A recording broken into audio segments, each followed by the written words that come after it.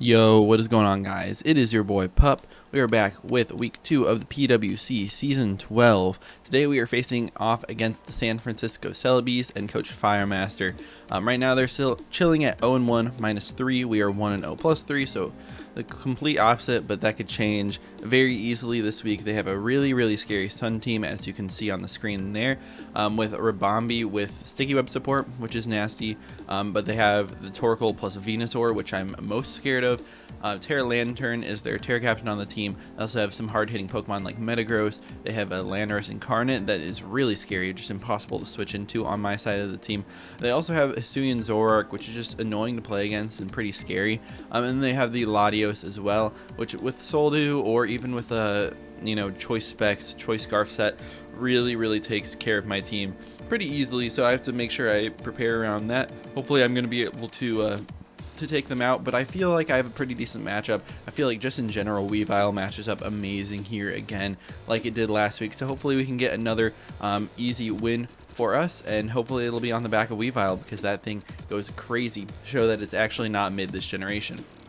But getting into our first Pokemon, we have Hariyama here, our Tera captain. We're going to be Tera fighting again this week. It's not really like that necessary, but it's nice for securing 2-hit KOs with Drain Punch against Pokemon like Lantern if they're not like Tera Fairy to resist me or anything like that. But it's also, it's just good to get extra damage on stuff like the Metagross, potentially the Torkoal. I can 2-hit KO that thing if they're not physically defensive.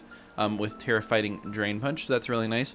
But we can also click Ice Punch versus their team, and it destroys the Venusaur, it destroys the Landorus, it destroys the Latios. I can click it turn 1 if I see Rabombi in my face and I don't die to a Moonblast thanks to our Assault Vest and HP investment, and then we can Bullet Punch to take that thing out afterwards. If I think that the Zoroark is going to come in, I can always just freely click Knock Off, and that should be able to one-shot that Pokemon unless they are Focus Sash. So this absolutely just destroys their entire team. The only thing that actually hits it that hard is the Latios, which should just die to Drain Punch plus Bullet Punch. Just a really solid mon here. Also matches up well into the Torkoal, like I said before, potentially being able to 2-hit KO it with a Terrafite Drain Punch, but we also have Guts, so if they hit us with a Will-O-Wisp or with a Lava Plume Burn, then we're going to be way stronger and be able to basically just 6-0 their entire team with my Tera captain here. Next up on the team is going to be a Choice Scarfed Gouging Fire. A little bit of an interesting set, but it's really solid in this game, being able to outspeed their entire team and just click Heat Crash. Even against like a physically defensive Torkoal in the Sun, it's going to be like a 3-hit KO, maybe 4-hit KO, depending on what kind of chip we have on that Pokemon. But they don't have the best switch-ins. Their best resist, that is, I guess, the Torkoal, but the Lantern as well, that can actually threaten me with like a Discharge or Thunder Wave or something, might tear out of their typing anyways, so then they won't resist. And then besides that, it's basically the Latios, which does not want to come in and take a hit as well. We have Outrage, which just destroys their team once the Metagross is gone, and if they're not Tera Fairy on that Lantern. So they don't have the greatest switch-ins, so we call it with whatever we want. If we do see a faster Choice Scarfer on their side of the field, like potentially Latios, then we can click Scale Shot to get faster than that Pokemon. They might try to come in and revenge kill us, and then we can revenge, or I guess we can catch them off guard with Scale Shot, be able to take them out easily like that. We just do too much damage with this Pokemon, especially in the Sun. So, got to take care of their team, make sure we use the Sun in our favor and not let them use it in theirs. The third Pokemon on my team is going to be another Assault Vested Iron Treads. Just looks too good in this game when they do have the Latios that really threatens me. It's also decently good into the Venusaur. I know they have Earth Power, but clicking Ice Spinner or Knock Off to knock off like a potential Life Orb on that Pokemon could be really nice. We have Rapid Spin in case they do try to set up those sticky webs. I don't think they will. I don't even think they bring Rabombi, since I do have, Iron Treads being an amazing spinner. And we also have defog potential options with Decidueye that could have came to this game. But this Pokemon just looks really solid to spam Knock Off Ice Spinner. Earthquake is really strong versus them too. And if we're face to face with a Life Orb Landorus, they cannot knock me out in one hit with Earth Power. So, normally they probably would. With Assault Vest, we're always going to live, so we can catch that thing off guard with Ice Spinner. So basically, the plan of this Pokemon, just catch them off guard, get a free Oko on whatever we want on their side to make the game a little bit easier for Hariyama.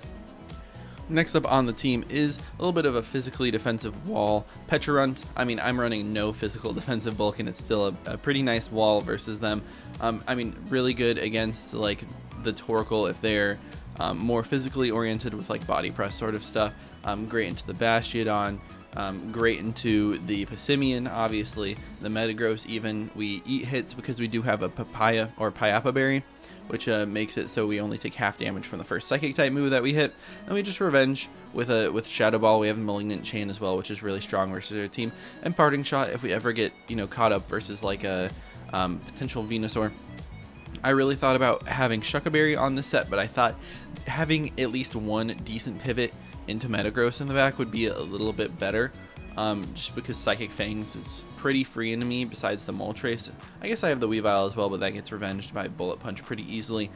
So I needed the Payapa Berry on this Pokemon, but we have a decent amount of special attack investment and even speed, so we're outrunning basically their entire team besides those top 4, which don't threaten us too bad. Obviously, the Latios does threaten us, but we can burn that Payapa Berry to get a poison on it or just to do a lot of damage with Shadow Ball.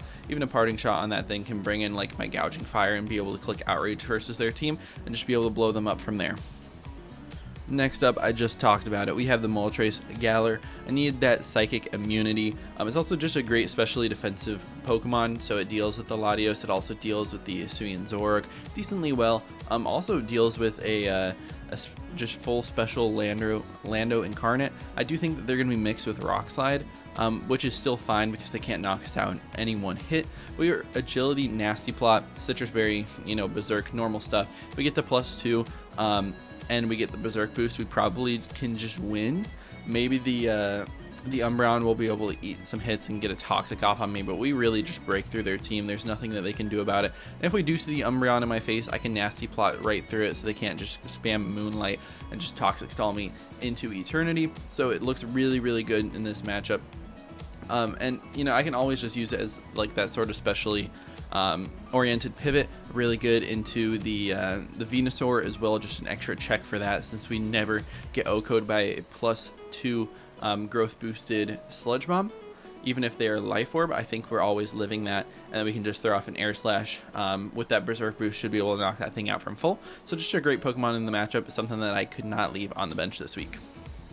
And then last but certainly not least is my Weavile. Insane Pokemon in this matchup. Faster than their entire team. Ice Shard is just great to pick off stuff like Venusaur if it's chipped at all, even if they're in the sun. It picks off Scarf Latios. If not, we just knock it out with Triple Axle. Picks off the Scarf Landorus. If not, we just take it out with Triple Axle. Knockoff destroys their Zoroark. Metagross gets destroyed by Knockoff. We have Low Kick, which hits the Bastiodon. It also hits the Torkoal decently well. I feel like that Torkoal could be Rocky Helmet. It also could bring like Rocky Helmet on the Lantern, Tera Fairy sort of thing. So I have Protective Pads just so I can spam Triple Axle a little bit more easily versus their team, but they just have no answers for this Weavile basically. It just goes ham as soon as it goes out on the field, and maybe they do have that very physically defensive Lantern to try to stop me. Maybe that's what they bring it for. Tera Fairy, Tera Ice, something like that. Tera Water even is not bad to boost up their water type moves as well. But that's one Pokemon on their team, and once that's gone or weakened at all, we basically just sweep the game with Weavile. And hopefully we're going to be able to do that in this game. Maybe Hariyama will put in a ton of work as well. Basically, I mean, I have a great matchup here. I feel like it looks really great. My speed tiers in the matchup aren't like the best, but that's why we're rocking with Choice Scarf, and we've got some priority with that Bullet Punch plus the Ice Shard combination. But I feel really confident going into it. Hopefully we're going to be able to take home another dub and move ourselves to 2-0. But if you guys do enjoy the Pokemon Draft League content, please be sure to leave a like and subscribe. Let's get straight to the battle.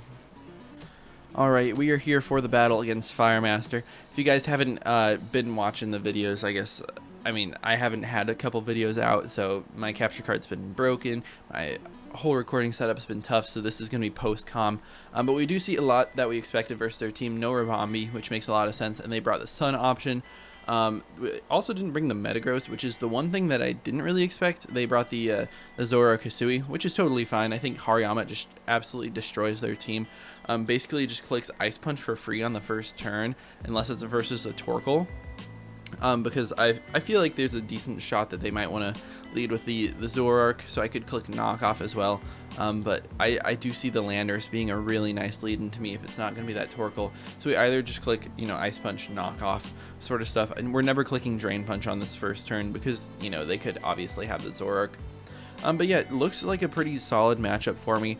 I have no clue what that Lantern's Terra typing might want to be versus me. But no matter what, I feel like we should be able to handle it since it's more defensive anyways. We see the Landorus out here. It very well could be Landorus, and it very well could be Zoroark here. But we're just going to go for an Ice Punch. It's totally fine. We always live any one hit, even if it's Life Orb, Modest, boosted from Sheer Force, Psychic. They go for Sandsear Storm. They miss. It would have done a decent amount of damage to me, but it never would have knocked me out. It would have only done just over 50%, which is important damage for them in this game, but they were Focus Sash. I mean, we do have the priority on this Pokemon, so we can definitely take them out with a Bullet Punch here if we do predict them to stay in, but they do pull that double, or that switch, I guess, which is totally fine. They're going to go into the Torkoal, which, you know, makes a lot of sense for them to try to want to deal with me physically defensively, as they show to be very, very physically defensive. No leftovers or anything, so probably Heat Rock, but could be something interesting, like it could be Boots to try to spin away any hazards that I want to try to do. But we're just going to straight up Tera right away. Maybe a close combat on this set would have been a little bit better to break through physically defensive, but they can't really break me anyways. So we're just going to send off this Tera Fighting Drain Punch. That's basically why we have it.